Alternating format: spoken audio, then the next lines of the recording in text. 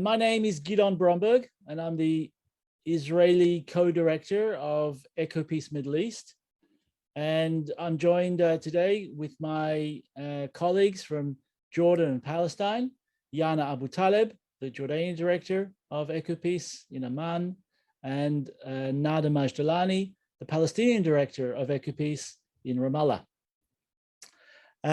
At EcoPeace, we're delighted again to be speaking at New York Climate Week. And we see this as another important opportunity to share the work that we're leading on the climate crisis and its implications for the Middle East, both as regards to climate resilience, but also as regards to keeping alive the two-state solution between Israel and Palestine.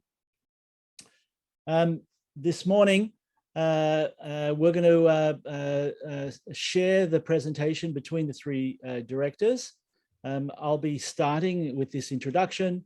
Yana Abu Taleb will follow my words, and then Nada Majdalani will follow Yana's words. While you're listening to us, please feel free at any time to ask questions, but please put your questions in the Q&A box. Please don't use the chat box. We're going to use the Q&A box, and Nada will moderate the questions. We will keep this seminar to 1 hour, so we'll try to keep enough time to collect your different questions.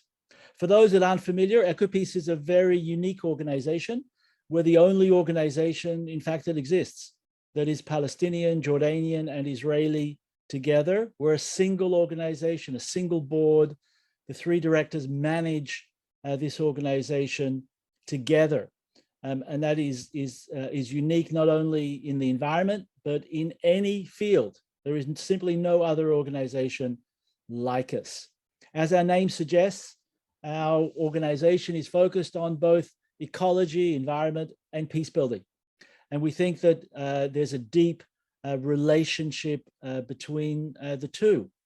And the climate crisis really brings forth the need and the urgency to cooperate in order to increase climate resilience in our region for our very survival. So let me start with sharing a PowerPoint presentation that I'm going to run through full screen. What we will share with you this morning in the US, this afternoon here in the Middle East and in Europe, is a report that EcoPeace released at the end of last year, really inspired by the Biden administration's call to fight climate change and the European Union's effort leading a green European deal to fight climate change. And we've called our report and our call for a green-blue deal, emphasizing the word blue relating to the importance of water issues in our region. When we, next slide, when we look, whoops, I've gone, yeah. When we look at our region of the Middle East, North Africa, we're already, sadly, the most water scarce part of the world. Water insecurity is extremely prevalent throughout the region. People throughout the region do not receive water every day. There is intermittent municipal supply into people's homes. And I think Nada will be going into that more deeply, particularly on the Palestinian side. So we're already the most water insecure part of the world. We're also a part of the world with, sadly, a high level of long outstanding conflicts.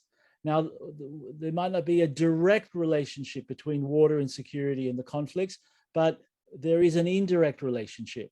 Many of the conflicts that are taking place in our region are partly fed by water insecurity. And if we think that the situation is bad today, then the climate crisis is going to make the situation so much worse. This is a graph coming from a model produced by Tel Aviv University and universities in Germany that highlight the climate crisis that you're experiencing in the US and in Europe and the rest of the world is hitting the Eastern Mediterranean harder. We're a hotspot.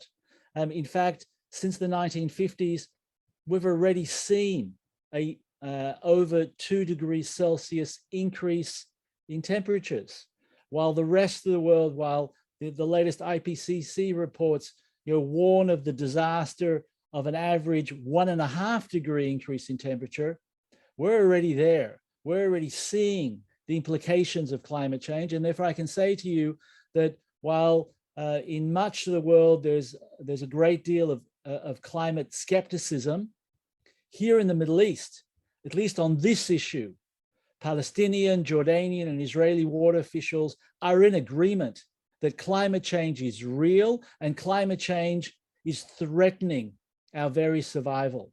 When we look at the model, by the middle of this century, we will no longer see rainfall taking place in the autumn months. We're used to seeing rainfall concentrated over autumn and winter, but by the middle of the century, we'll no longer see water in the autumn, rainfall in the autumn months. And by the end of the century, the models are telling us an increase of an additional 4 degrees Celsius, and in some areas of our region, an increase of up to 7 degrees Celsius in temperature, an increase in the summer months of some 50%. So we already experience long summer months here. We're going to experience 50% longer. And that means heat waves, where it's becoming increasingly dangerous to be outside and certainly to work outside. And then when it does rain, as we're already experiencing in these past winters, we see dramatic flood events because the rain falls in a very concentrated fashion that leads to flood, that threatens people's lives, and of course can cause tremendous damage to infrastructure and livelihood. Now, when we look at the implications of climate change, it's really important to understand that the implications don't hit one particular country. They are region-wide. When we look at the map of our region from a geopolitical perspective of Israel, Gaza, the West Bank, and Jordan, from an environmental perspective, and the map to the right is showing the watersheds of our region, it highlights that from an environmental or a watershed approach, these geopolitical lines make no sense whatsoever. When we look at the watersheds, for instance, between Israel and the West Bank, and I look at the Yarkon watershed, named after a river on the Israeli side, the Yarkon watershed starts in Ramallah and ends in Tel Aviv. And if we don't manage that watershed as one unit, we're not going to be able to manage the flood events that we're going to increasingly see in the summer months. And of course, that's true of all of the shared areas. The environment makes a mockery, in fact, of the political divide between Israel and the West Bank, Israel and Gaza, Palestine and Jordan, and Israel and Jordan. And therefore, there is a necessity here at stake to overcome the other geopolitical challenges that we face in order to meet the challenges now that the climate crisis presents. And in that sense, at EcoPeace, we don't believe that the climate crisis is only a threat multiplier, is only an issue that will further exacerbate the type of conflicts over water, over land management, but it can also become an opportunity to launch cooperation because failure to do so threatens the survival of all of our peoples, because we cannot meet the challenges of the climate crisis without working together.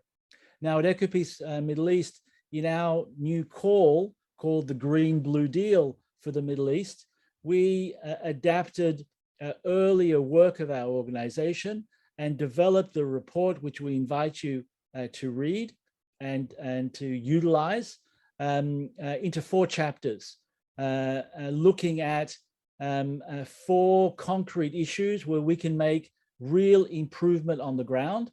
Yana will now look at the water energy exchange and the Jordan River projects that we're promoting as climate mitigation and adaptation projects. And then Nada will follow with our water first and our education for climate resilience. So let me hand it over to Yana Abu Taleb, the Jordanian director of EcoPeace. Thank you very much, Gidon.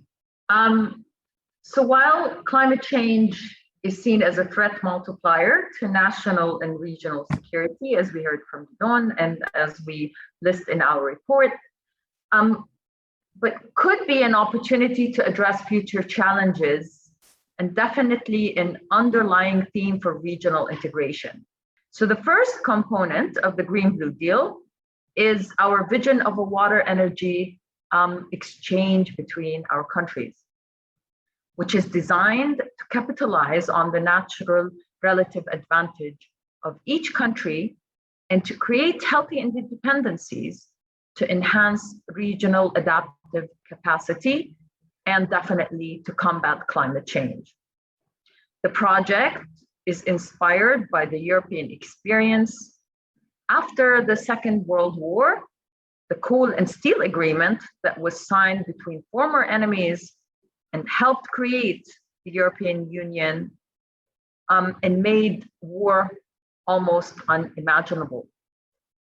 So in 2017, EcoPeace published a pre-feasibility study investigating the economic, technical, and geopolitical benefits of exchanging renewable energy that is mainly produced on the Jordanian side with desalinated seawater from Israel and Palestine. So the pre-feasibility study shows that these regional arrangements are more feasible than the unilateral solutions that are in place currently. So our vision of a water energy nexus is not meant to replace national projects to produce more water and electricity, but definitely to complement them. It would also help our 3 countries meet their carbon reduction targets as per the Paris agreements. It is because of the underlying rationale of the project on the geopolitical reality of the 3 countries. It can be implemented at different scales, locations, either through governments, private sector, or even through partnerships between our 2 regions. And I can see, Gidon, that you've already moved to the next slide. And here we're talking about the geopolitical benefits. So the Water Energy Nexus project would enable Jordan to solve its chronic water crisis and become a regional hub for producing renewable energy. If we look at Jordan, it's currently receiving water or additional quantities of water from Israel as per the peace agreement between the 2 countries.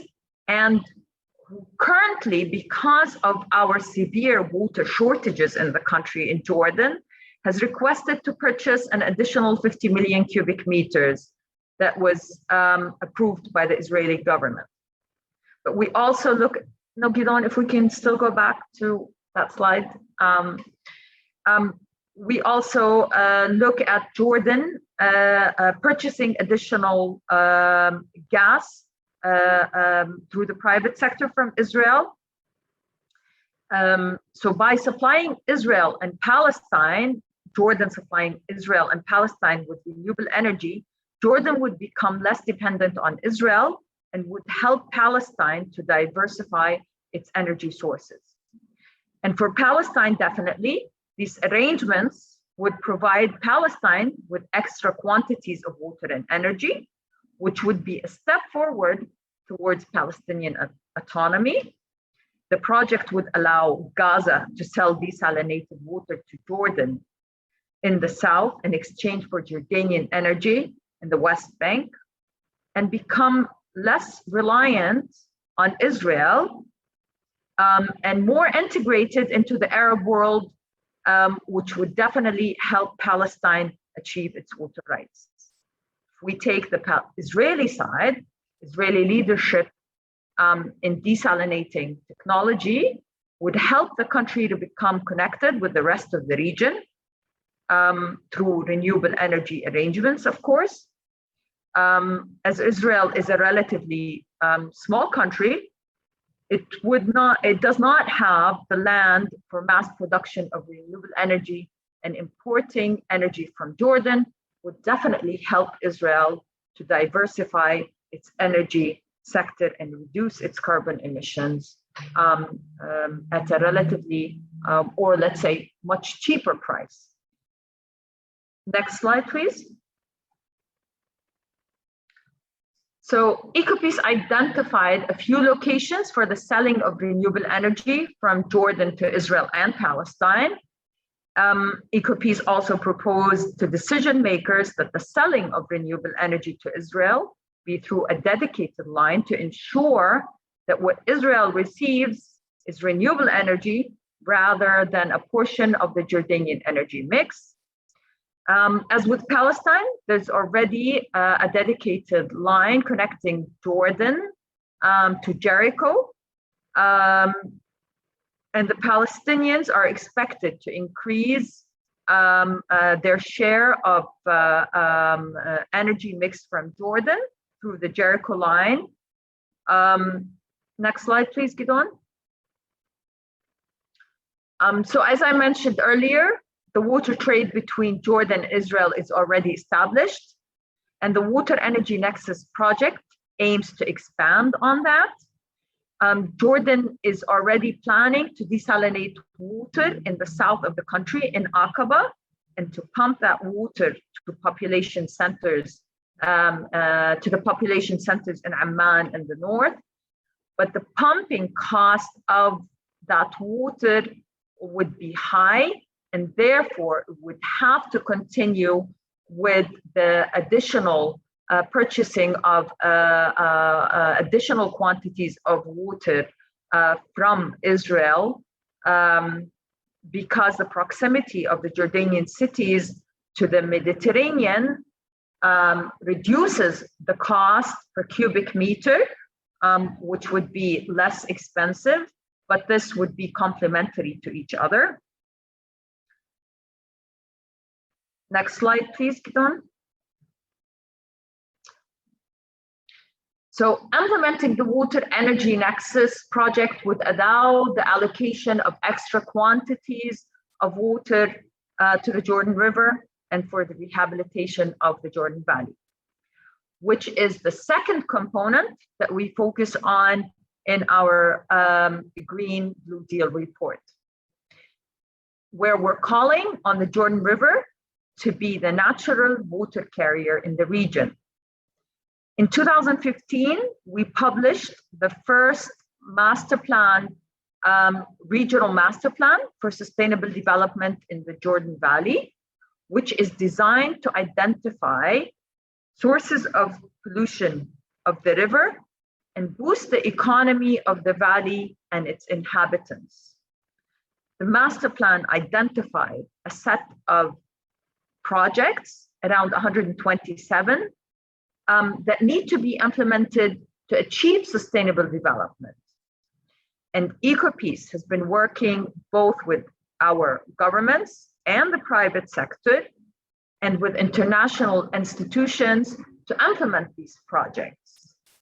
We even developed a set of 11 priority projects that we are working with the World Bank to establish a trust fund for these set of 11 projects to be implemented on ground. Next slide, please, Gidon. And if we're to implement the projects that are identified in the master plan, especially on the Israeli and Palestinian side, we're talking about boosting the economy of the valley from a current $4 billion to a 73 billion by 2050, which is the date envisioned for implementing all the projects identified in the master plan. As most inhabitants in the valley work in the agricultural sector, they are most vulnerable to climate change, and assisting them would be essential to the long-term stability of our region, especially in terms of food security. The Palestinian side of the Jordan Valley is way underdeveloped and has great potential for growth and prosperity. The interconnectedness nature of our solutions makes addressing climate change as an opportunity multiplier a cornerstone for solving long-term political issues, especially on the Palestinian front, which I would leave to my colleague Nada to expand on. Nada?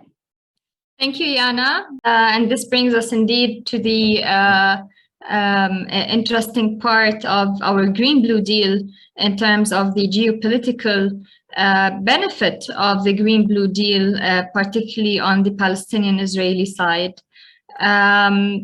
When we speak about water resources and natural water resources, it's definitely one of the hardcore issues in the Palestinian-Israeli conflict.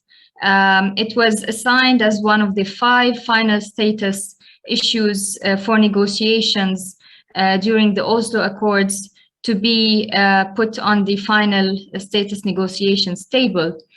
And when water was discussed for during the interim agreement of Oslo for a 5 years period, Article 40 in the agreement placed some particular amounts of water for the Palestinians from the shared aquifers, basically it also assigned and these aquifers also include, as here the mouse is showing, the eastern aquifer in the West Bank, in the Jordan Valley area, the mountain aquifer, which most of it is located in the West Bank, 85% of it is located in the West Bank, and also the coastal aquifer, which is on the coast of the Mediterranean, including the Gaza Strip. And when we speak about the shares of the mountain aquifer for the Palestinians, 85%, as I mentioned, it's located in the West Bank. However, only less than 15% of the waters of this aquifer is eligible for Palestinian use to be utilized for digging wells or for rehabilitating existing wells. And this is because of the current arrangements which Oslo has left us with since 26 years. Supposedly it was a 5 years period until we find a final status agreement on water issues and other issues, but also to find out new arrangements. The current arrangements of the Joint Water Committee fails the interest of both people, particularly for the Palestinians, who always receive a veto on developing new water resources from the shared aquifers. And therefore, What we are proposing at the moment is to look at the water issue as a priority, particularly when it comes to the high demand and changing demographics and changing development needs for the Palestinian state, and particularly that many of the communities are also suffering water shortages on the Palestinian side.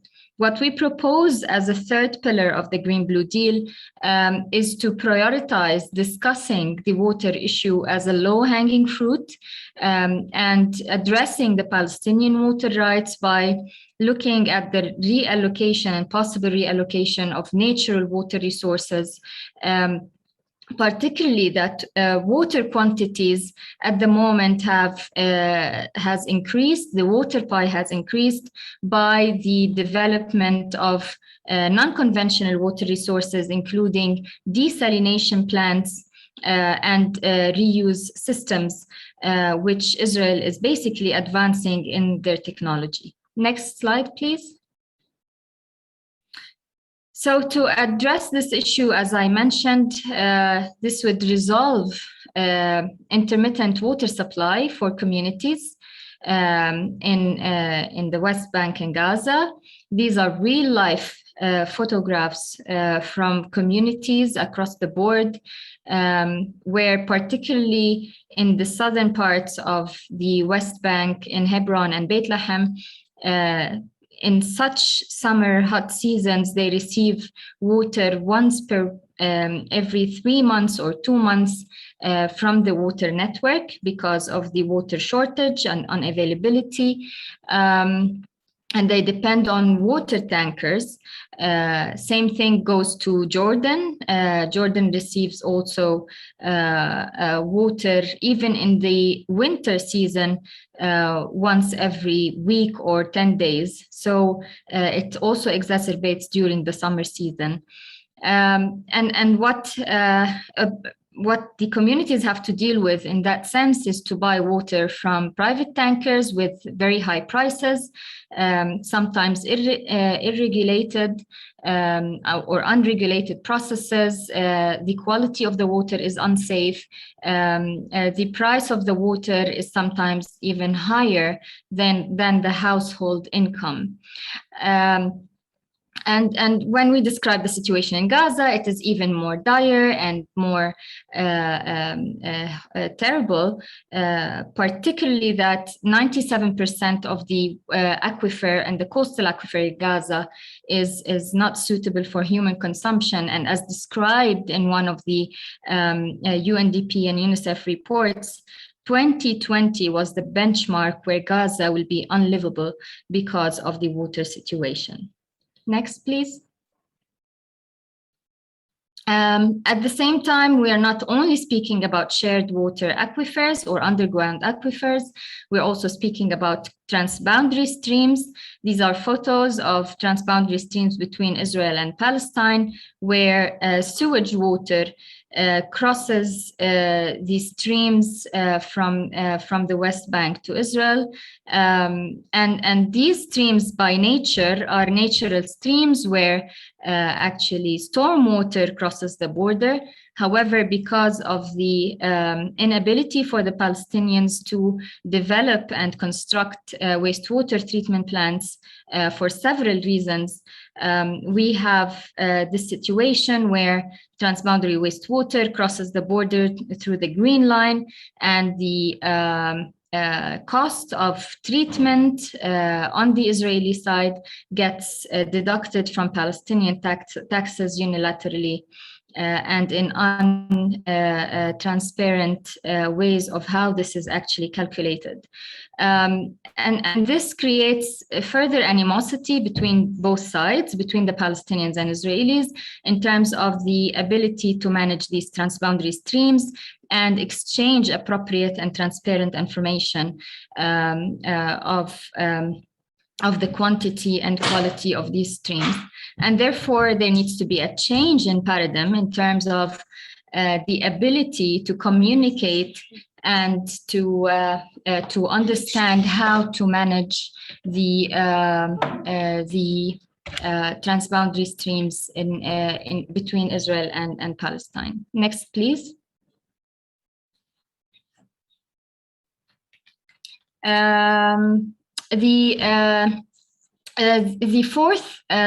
fourth pillar of the green-blue deal that EcoPeace is proposing is our long-term experience in terms of engaging our communities between Palestinians, Israelis, and Jordanians from all sects of the society, especially from the youth generation. This is basically what we've been doing over 26 years, engaging youth, educators, young professionals, and particularly we're very proud that over the past 3 years, we have launched also a new program on water diplomacy between young professionals, and also a green social entrepreneurs program between also individuals and entrepreneurs from all the 3 countries. We also look into engaging community leaders and mayors. And in this photo here, we see Palestinian, Israeli, and Jordanian mayors and decision makers and activists jumping in the clean stretch of the Jordan River, and all calling for cooperation and the need for working together in order to rehabilitate the Jordan River and develop the Jordan Valley. We also have an eco park. Whoever is willing to join us for tours and to visit the region. We have a wonderful eco park in the northern part of the Jordan Valley in Jordan with proper lodging, and it is completely ecological in all its services. In addition, we work on small-scale infrastructure projects, some of which are in Gaza, others in the West Bank, and also on the Jordanian side where needed, by installing solar panels and rainwater harvesting systems and small-scale treatment plants for schools and for communities with reuse systems to benefit from the treated water for irrigation and for closing the circle of the water energy food nexus. This is in short what we do. It all complements each other in terms of education, working with the community, advocacy and mobilization on the community side as a bottom-up approach, but also combining this with the top-down approach of the advocacy and the out-of-the-box components that we've already described in this presentation. We certainly work to advance the Green-Blue Deal with our governments. We have a question here whether we are engaging with our government stakeholders and ministries. Indeed, we are. In terms of developing most of these concepts, particularly the Jordan Valley Master Plan, which Yana mentioned, and the Water Energy Nexus. They have been with us, all ministries and relevant stakeholders, in developing these concepts and collecting data. But also, as they are now components of this Green-Blue Deal, we are working extensively in buying and in creating the buy-in from our governments as much as possible and bringing them onto the table. But this also requires a lot of political will, which also requires a lot of mediation from international community. We have a champion for our Green-Blue Deal, who's the Foreign Minister of Finland, His Excellency Pekka Haavisto, who is taking on board the championship to create a trilateral discussion, at least, on the issue of the implementation and agreement on the Green-Blue Deal. But we also have been working extensively with lots of diplomatic missions and foreign offices from Europe and from the US, and particularly we build on our success following our UN Security Council speech in 2019, where we have managed to actually get thank you recognitions from the Palestinian ambassador at the UN Security Council and the Israeli ambassador at the UN Security Council, which is a very rare occasion at which an Israeli and Palestinian ambassador at the UN actually agree on thanking a peace building organization. So we do recognize the support of course, the German government who put us on board on the UN Security Council, but also all the supporters from all other European countries and the US current administration to advance the Green-Blue Deal and to move it forward. I will leave more to the questions and answers section.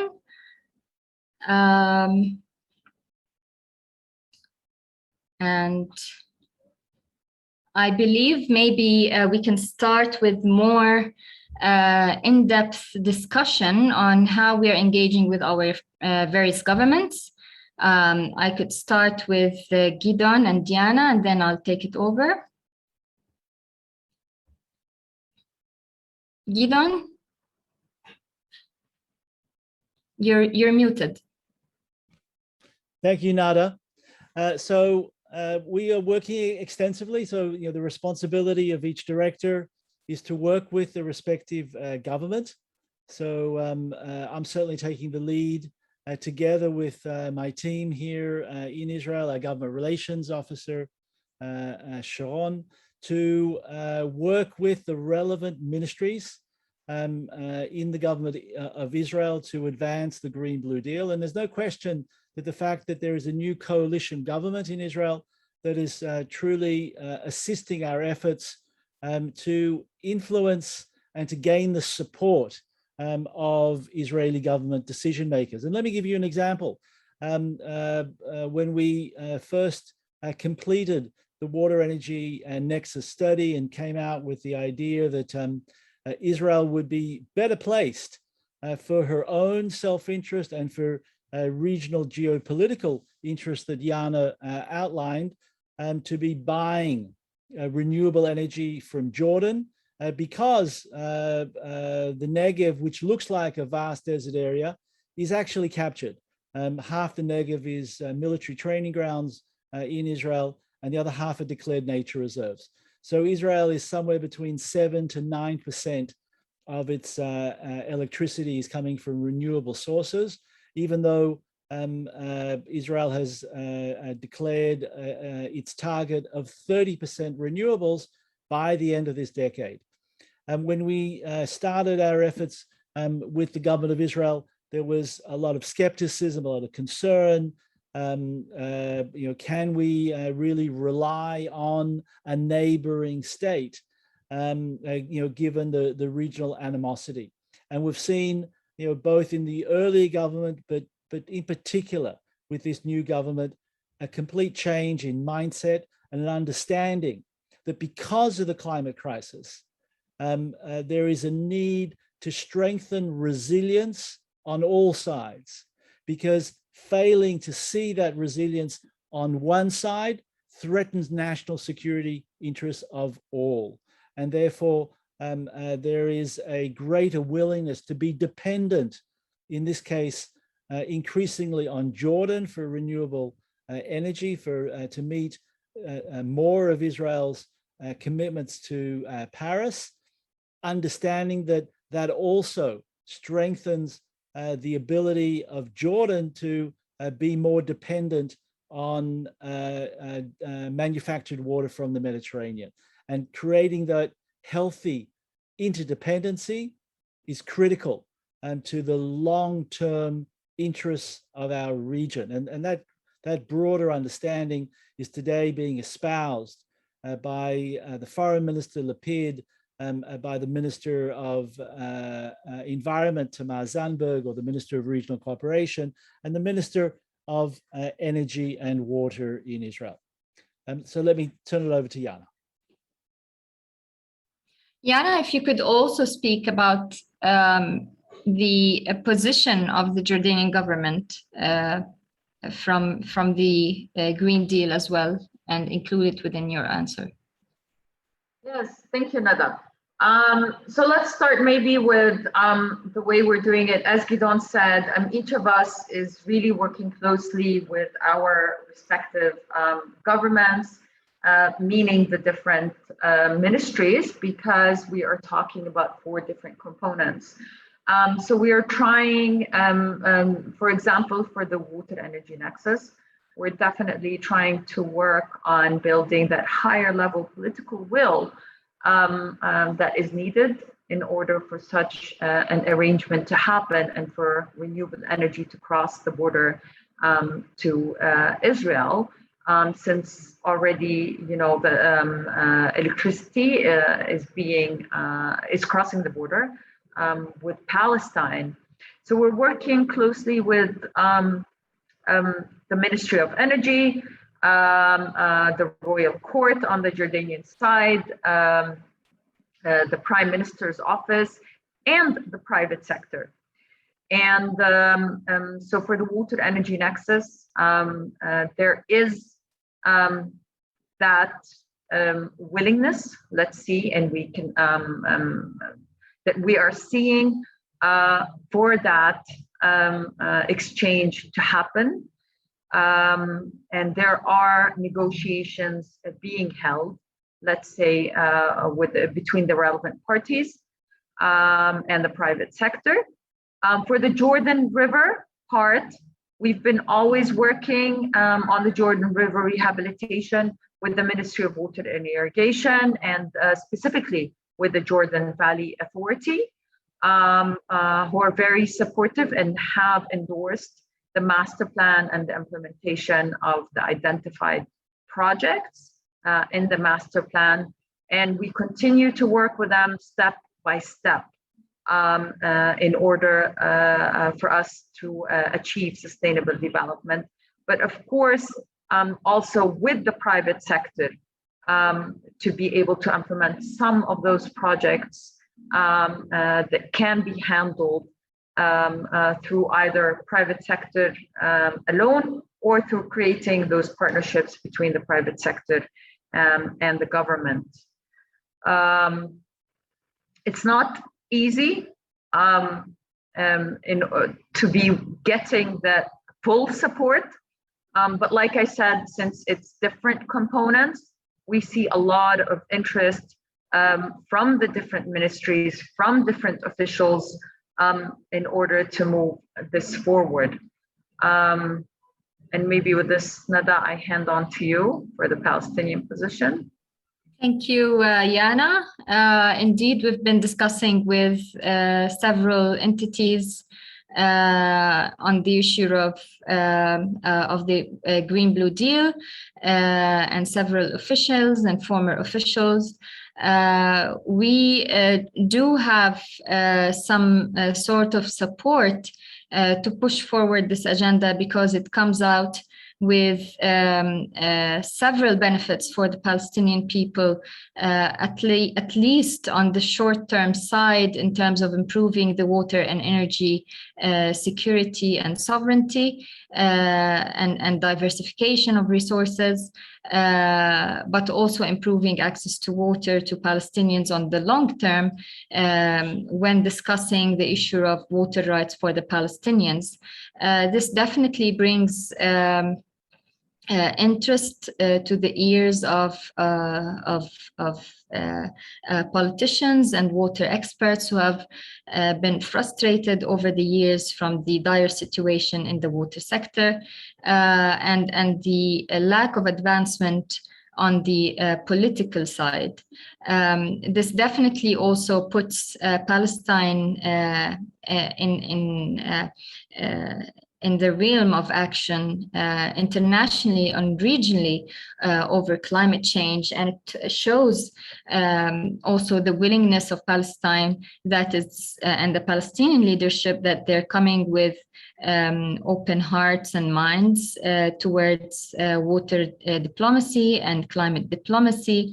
and that there's an openness and willingness to discuss issues that are also not at the very hardcore of the difficult political questions. And definitely we have seen some a great shift in the mindset of those people who have opposed us, particularly when we proposed the water first concept. Today, we see those same water experts and hydrologists calling for the leadership to consider looking at water issues as a priority for negotiations, as a trust-building measure between Palestinians and Israelis, particularly that it's a doable issue today. So we are indeed in touch, and we're trying to push this agenda on the political side, particularly with political leadership and political parties. In the next few days, we will also have a discussion with several heads and leaders of political parties of the PLO to present to them the water energy nexus, the Green Blue Deal concept. In that sense, when we speak about Israeli water issues and the water file, I can address here one question that is speaking about the creation of the Water Commission. And by this, we are not speaking about a supranational organ, but rather a commission that includes several departments and works on the water or shared water resources file and management in a more just and fair way, and in a way that organizes and improves the management of shared water resources, where this commission actually not only includes military people or hydrology people, but rather several departments that includes experts, scientists, and several technical committees that would basically support the moving forward of improving the management of the water resources. And in that sense, we're also looking into creating a Jordan Valley Regional Commission, where it also is intergovernmental from the three countries, from the relevant stakeholders, in order to take on forward the Jordan Valley Master Plan implementation and projects, as well as basically looking into the rehabilitation of the Jordan River, and discussing it also within the framework of a two-state solution, where also Palestine is a part and a riparian to this Jordan River, where it has to provide in terms of responsibility, but also receive in return as a riparian from the rights of the Jordan River. But in that sense, it all depends on the political will, and brings me to the question that is addressed potentially to Gidon on how do you think that the current Israeli government is willing to be sympathetic and environmentally friendly towards water distribution, development, and conversation over these issues? Gidon, to you. Thank you, Nada. So firstly, we see on the Israeli side, and particularly really the first speech of the new foreign minister of Israel, Lapid, was all about Israel's commitment, wanting to be a champion in the climate crisis, to fight the climate crisis shoulder to shoulder with the Biden administration. And in order to do that, there is a growing understanding that there is an urgent need to improve relations. And I think we've seen that by this new government in the meeting between the Minister of Defense and other ministers in Israel, with the Palestinian Prime Minister in Ramallah, with the Prime Minister, the President of Israel, meeting with the King of Jordan, and the Foreign Minister of Israel also meeting the Foreign Minister of Jordan. Some very clear statements have been made that there is an urgent need to correct and repair relations that had soured tremendously under the previous government between Israel and Palestine and Israel and Jordan. And we welcome these measures.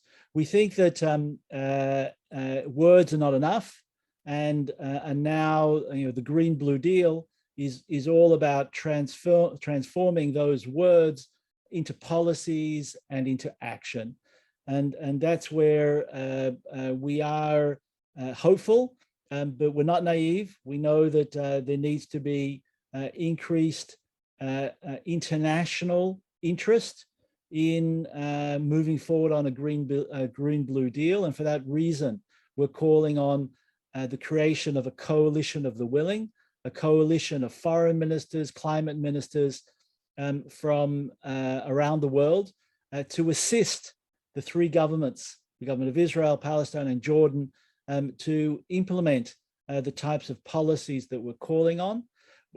From a particularly Israeli perspective, I think that Israel's leadership in the water sector, I think as Yana had said, or as Nada had said, particularly in the treatment of wastewater and in desalination, makes the type of climate resilience steps that we're calling for, which which is all about more fairly sharing the shared groundwater, the water energy nexus, and the rehabilitation of the Jordan River, so much more feasible.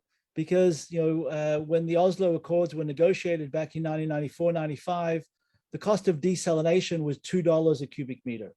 Today, it's only 44 cents. And in fact, desalinating Mediterranean water can be cheaper than pumping deep water from the mountain aquifer. So there is no reason to continue to hold water issues hostage to other final status issues. And that's our call, that's my call on the government of Israel as the Israeli director, is to look at the opportunity that the climate crisis ironically presents to support climate resilience region-wide, and no less importantly, advance the two-state solution and advance regional integration. Starting Israel, Palestine, Jordan, but we need to look beyond. The Jordan River Commission that Nada mentioned in the future should also include Syria and Lebanon, because they're also riparians to the river. And if, as we've seen in the past, with the uprising in Syria, partly due to the climate crisis that had the long period of drought that had hit Syria, the ramifications of allowing this crisis to move forward without cooperation in the manner of the Green-Blue Deal threatens the national security of us all. Thank you, Nada.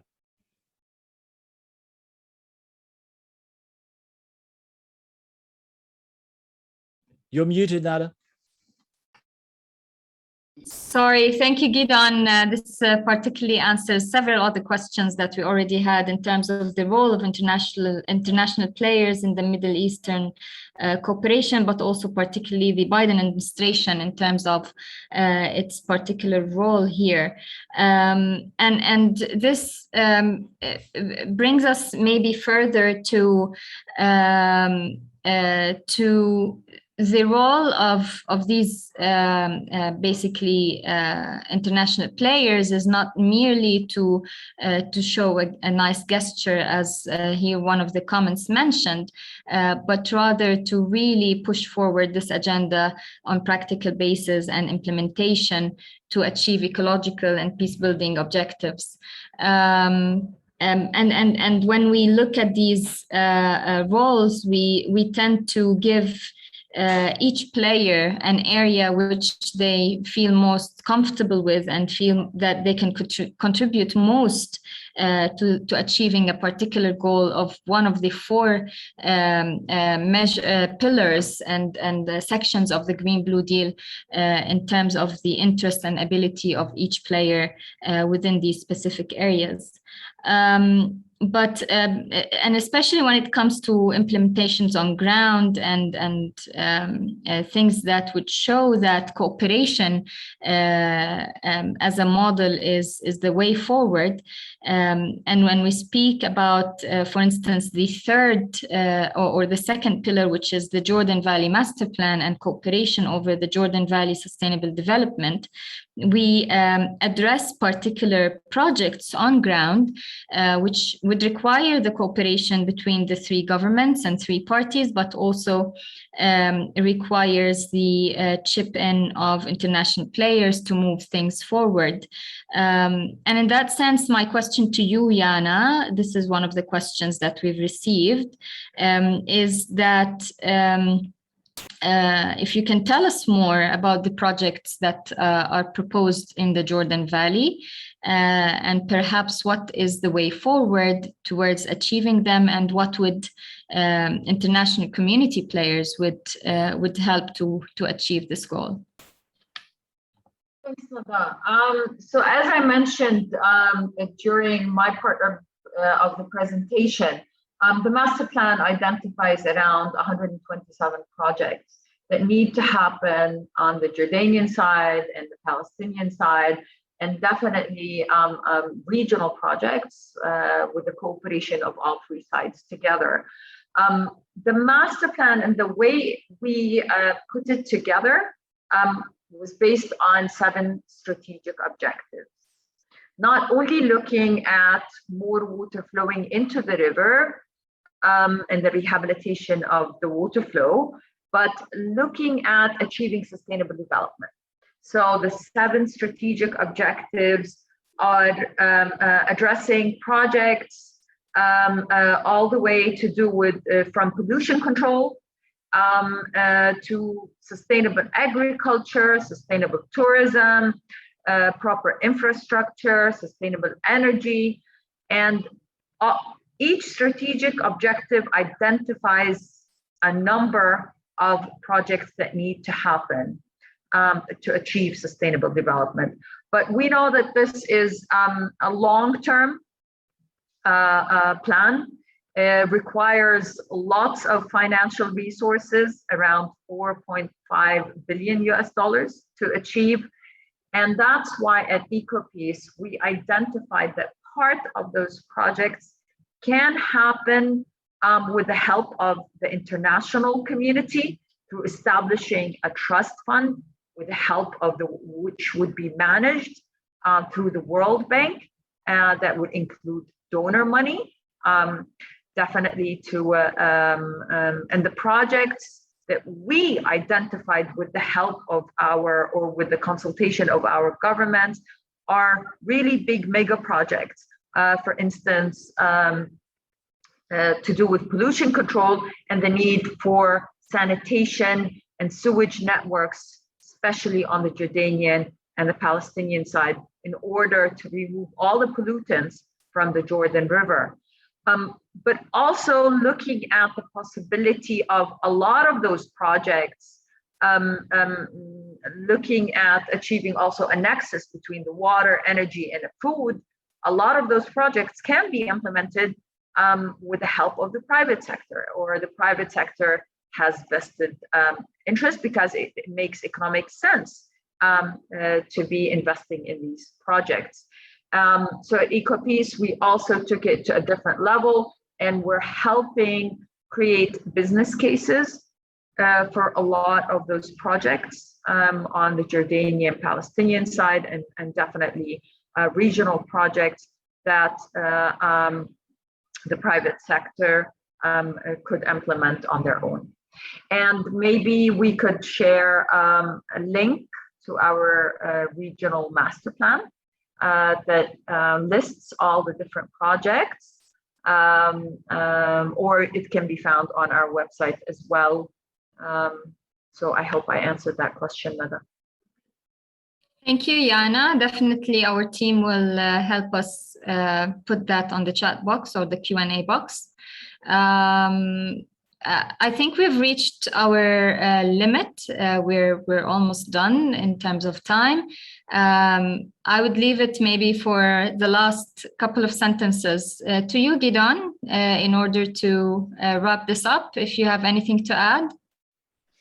Well, just to thank our team for in the background who have really made this event, allowed this event to happen. Hadil and Lubna and Amy, thank you very much. Max and others that I might have missed mentioning. Please subscribe to our newsletter. It's a monthly newsletter that comes out through the mail. It's free, it's in English. You can also read about our work through our Facebook, both in English and Hebrew and Arabic, as to the latest advances of the Green-Blue deal. And we ask you to join the challenge of advancing, of helping us advance a Green-Blue deal for the Middle East by speaking with your relevant government through your relevant foreign minister or climate minister, as it might be the case, as we get closer to Glasgow. And we believe that there needs to be a stage for the Green-Blue deal to there be presented with the support of our governments. And we call on you, we need you to help spread the message that the climate crisis is not only a threat multiplier, but can be an opportunity to advance peace building and the two-state solution in our region. Thank you, Nada. Thank you, Gidon. Thank you, Yana. Thank you, everyone who have joined us today. Yana, do you need to add? No, I was just gonna thank you and Gidon and the team, definitely. I second Gidon because this couldn't have been possible without their support and their great work. Lubna, Amy, and Haneen, thank you very much, and for everyone that attended. Thank you, everyone who have been watching us today. Thank you, New York. Enjoy the rest of the New York Climate Week. We've definitely missed the opportunity to be there in person, as we do usually. And hopefully next year, when we all beat the pandemic, we'll be able to discuss much more further, face-to-face, how we can all together work on climate change challenges and impacts and serve our communities to the best. Thank you so much. Enjoy your day and see you later. Bye-bye.